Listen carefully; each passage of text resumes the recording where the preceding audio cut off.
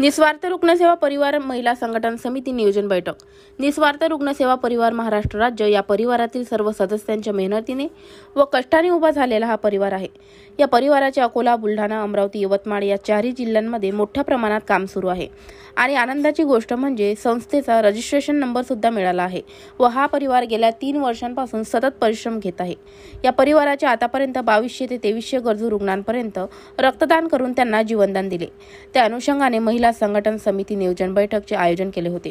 त्या बैठकीमध्ये 5 महत्त्वाच्या मुद्द्यांवर चर्चा करण्यात आली असून नवीन महिला पदाधिकाऱ्यांची नियुक्ती कशी करायची, त्यांचे कामकाज कसे असावे, प्रत्येक जिल्ह्यात, तालुक्यात आणि ग्रामीणमध्ये रक्तदान शिबिराचे आयोजन कशा प्रकारे करायचे, आरोग्य शिबिर, रक्तदान शिबिर, इतर वेगवेगळे शिबिर यांचे आयोजन प्रत्येक जिल्ह्यात, तालुक्यामध्ये कसे करायचे या संदर्भात महत्त्वाची चर्चा करण्यात आली।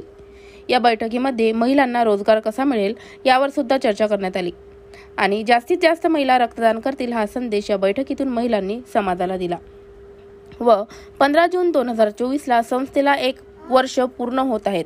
त्या वर्धापन दिनानिमित्त वेगवेगळे उपक्रम राबवायचे आहे। त्यावरही बैठकीमध्ये अनमोल अशी चर्चा झाली आणि त्यामधून नवे अंकुर फुटले। ही बैठक जिल्हा परिषद कॉलनी येथे मोठ्या प्रमाणात पार पडली।